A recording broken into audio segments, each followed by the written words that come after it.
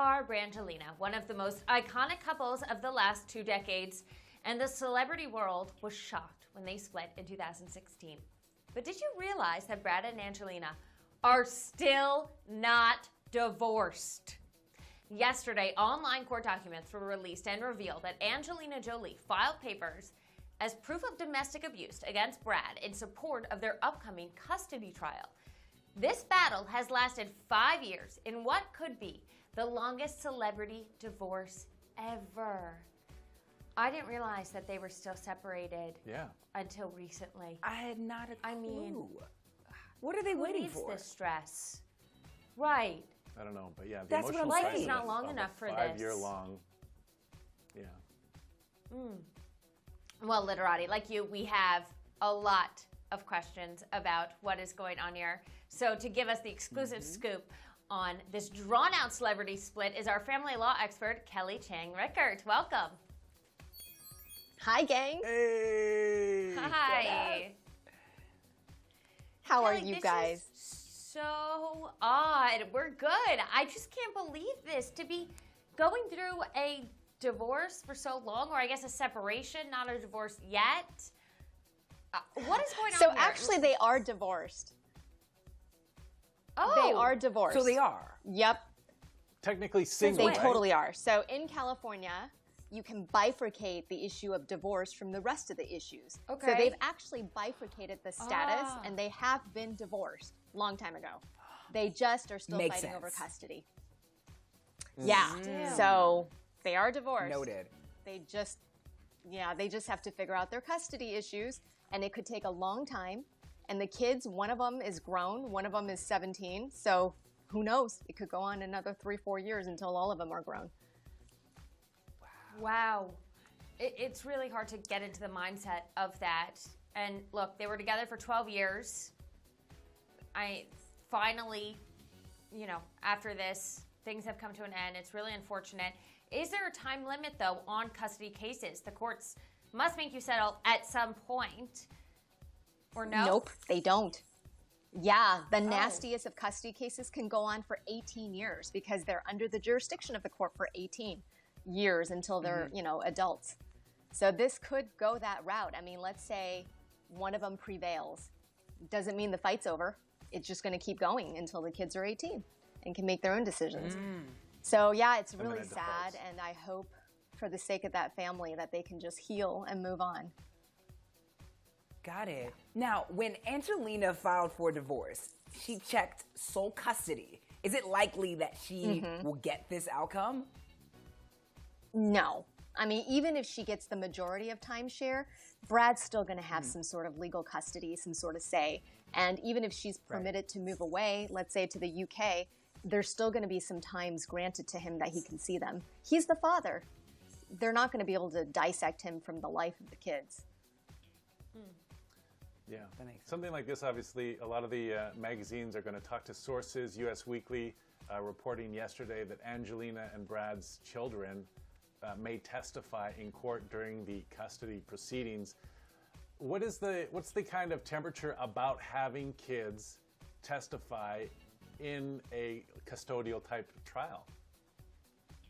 Ice cold. I mean, there's no way the judge is going to let children testify unless he has to. I know where they're getting those news. In LA County, you can actually access their court records and you can see what they filed. And a lot of the documents say petitioner's brief with proof of domestic violence. And she is the petitioner, so that's how the outlet. But their case is actually sealed, so we can't see what it says. We can just read on the register what she filed. But as far as the courts permitting testimony from children, they may or may not. I'm going to be safe and say I don't think so. Judges don't like having children testify. They don't want kids to be drawn into their parents' custody battles. They should just be kids, So yeah, it's sad. tricky. I think this It's one has tricky with lasted kids. longer than it really any is. other? And I don't Or know if what? you guys remember, but Alec Baldwin, do you remember that divorce? Where the kids were dragged in by a nasty voicemail? That was a long time ago, and I think Well, the this voicemail, custody battle lasted longer than that one. That one lasted a long time.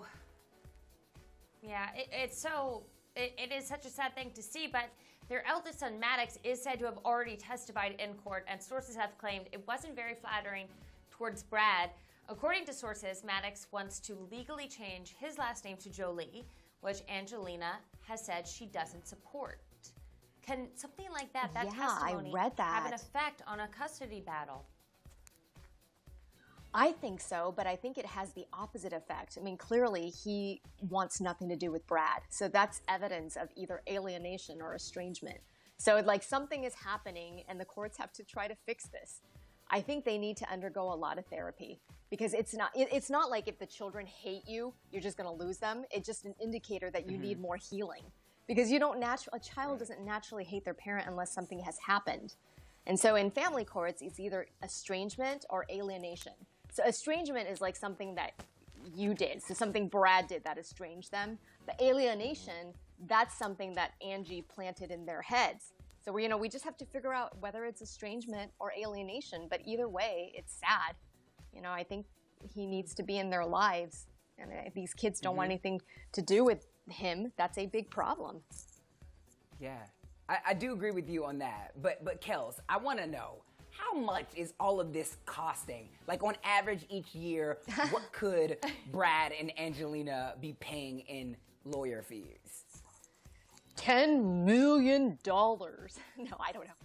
Actually, it's going to be a lot of money. I honestly think the lawyers in LA are not cheap. So I don't know, $1,000 an hour, and so if they have a team of attorneys, they're paying 10 attorneys. That's like $10,000 an hour.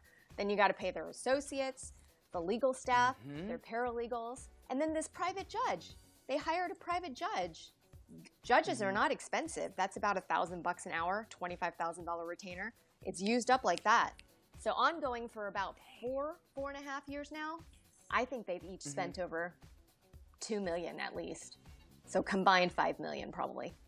It's unnecessary. Okay, Totally unnecessary. But how do you see this resolving? Is there an end in sight?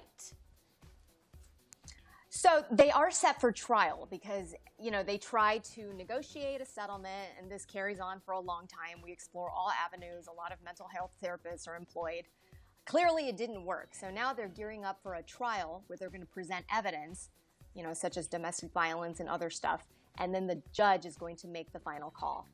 I've heard rumors that this is all centering around her desire to move. So if she's permitted to move, let's say to the UK or something, that's going to really cut down on his time because he lives here. So, we would have to rearrange the schedule. So that's what happens. But even if she moves there, it doesn't end. I mean, he could still appeal. He could keep going and going and going. It just really depends how much longer they're going to put up with this. It's funny because last week, she sold a painting that he gave her, and it was worth like $15 million or something, $11 million. I remember hearing about that. And I talked to a magazine. They're like, does that mean that she's finally going to settle? And I actually said, no, I think she's selling it to pay attorney's fees. So, and then this thing, then it comes out. So we have to say goodbye, but you're always so insightful. We love hearing from you. Thank you so much for joining us. Thanks, Kelly. Yes, right back at you. Wow. I mean, that is just a stomach ache and a headache all at once. Coming up, we have an exclusive chat with Joel McHale on his new movie, Happily. You won't want to miss it. Stay with Lit.